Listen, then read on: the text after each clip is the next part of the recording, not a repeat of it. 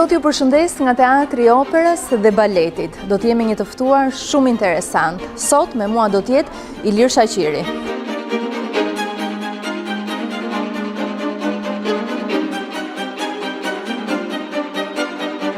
Ilir, përshëndetje. Përshëndetje ty.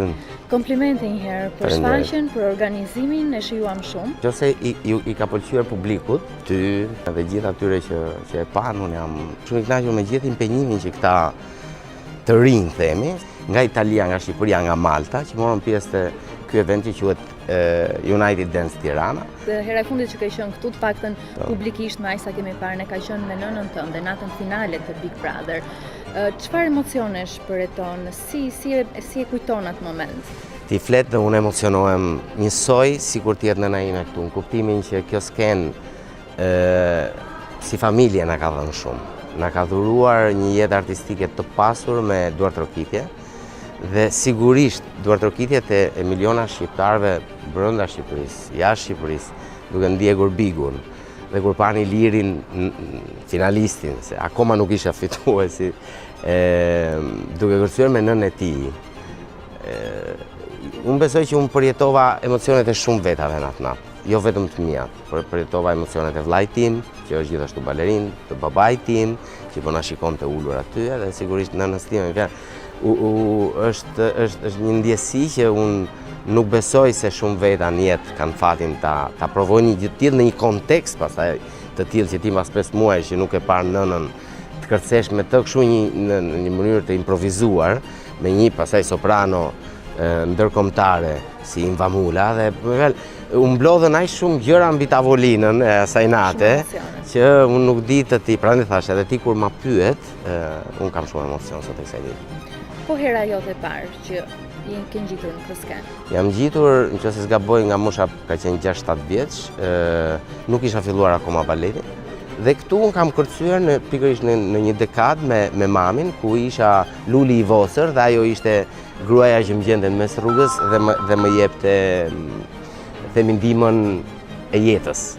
Duke më dhënë ndihmën e jetës në skenë, ajo automatikisht, unë pa ditur që ishte kërcimi, thjesht e kisha parë mamin në ndritat si publik, si fëmijë i vogël, dhe nuk mendoja kur që një ditë unë do të trashëgoja plotësisht zanatin e saj. Por, ja, kështu filloi. Magjia e skenës, kërcen njerë me nënën, shef njerë dritat, të duartroket publiku dhe pastaj çdo që bëhet e kërkon, pastaj të bëhet domosdoshme. Të mësohet. Të mësohet. Kur të flasim për Big Brotherin, të jep bezdi apo kënaqësi?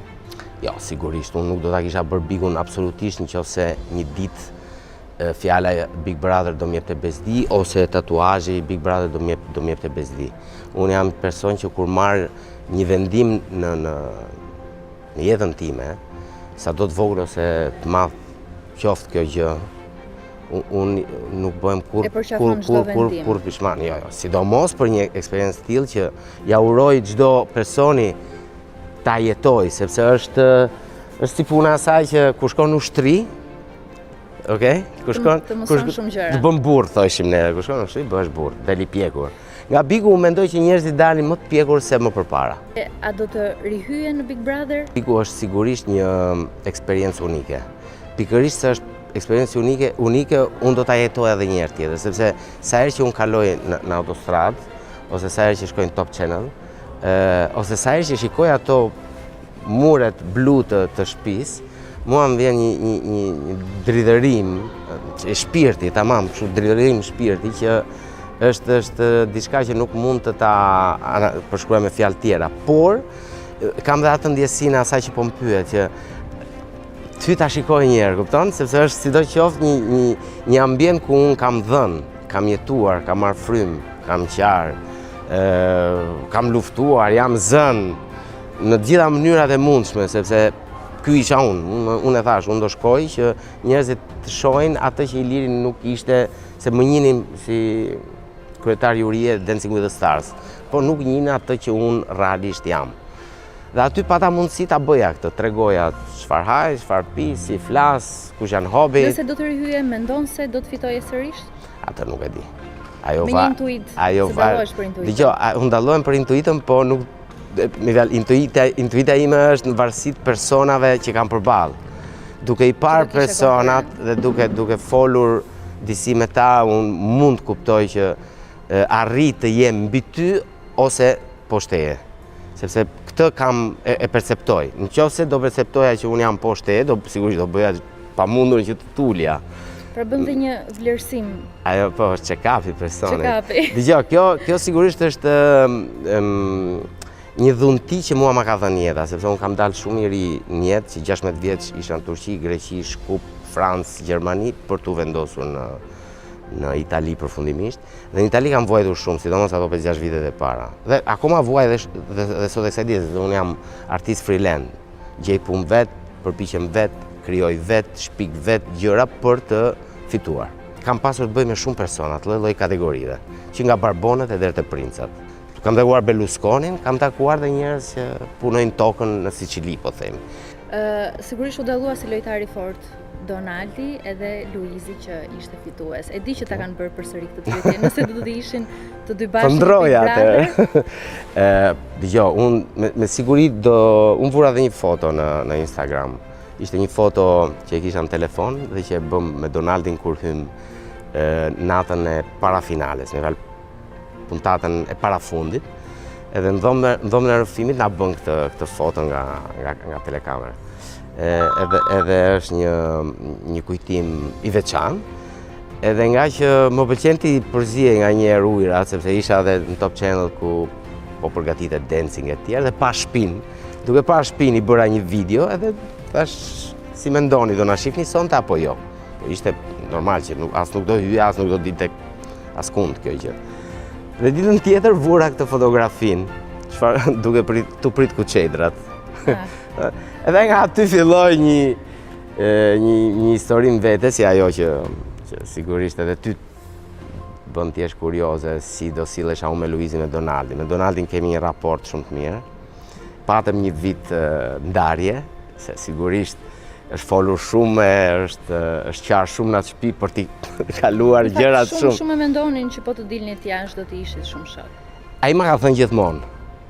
Unë kam ditur gjithmonë që do isha shoku i tij, po jo direkt mas bikut, sepse aty sigurisht Donaldi kishte një lloje të tij, unë kisha një lloj, themi, lloje timen. Por e kam thënë aty brenda dhe në momentet më të zëna me Donaldin, unë gjithsesi atë djali kam thënë ti ke talent. Ti nuk je pa gjë. Vetëm se duhet t'i japësh drejtimin asaj që ti je. Luizit nuk di çfarë t'i them, e kam ndjekur, e kam takuar në ato 2 okazione brenda shtëpisë, kam parë një person psikologjikisht shumë të fortë, me shumë besim tek vetvetja dhe shumë i aftë për të transformuar të tjerët në atë që është dalja jashtë vetvetes.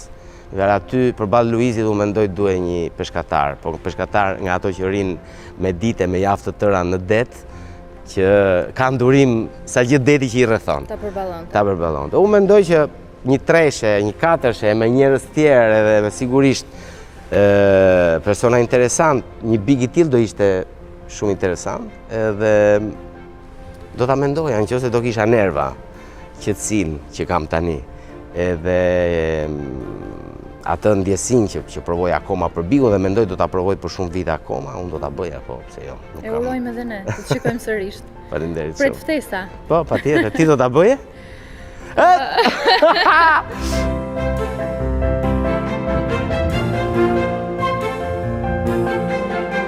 Si ndihesh që je sërish pjesë e jurisë së Dancing with the Stars? Dancing është një super program, është një patentë ndërkombëtare e jashtëzakonshme, e mrekullueshme. Unë mendoj që Top Channel ka kapacitetin e jashtëzakonshëm që ta kopsisi veprën dhe këtë e ka demonstruar që edicionin që shkoi, jo se tani do shkoj unë edhe do jetë më mirë, këtë ja lejmë publikut ta gjykojë sa i liri do t'i rrisi vlerat këtij programi ose sa do t'ja uli. Këtë nuk mund ta përcaktoj unë, sigurisht unë do bëja atë që është më e mira, përsa i përket gjykimit, përsa i përket folurit, përsa i përket ndonjë batute. Ilir, shumë faleminderit për kohën që na Që kënaqësi dhe faleminderit shumë. Dhe sukseset, presim tani të shikojmë në ekran. Shumë faleminderit. Gjithashtu.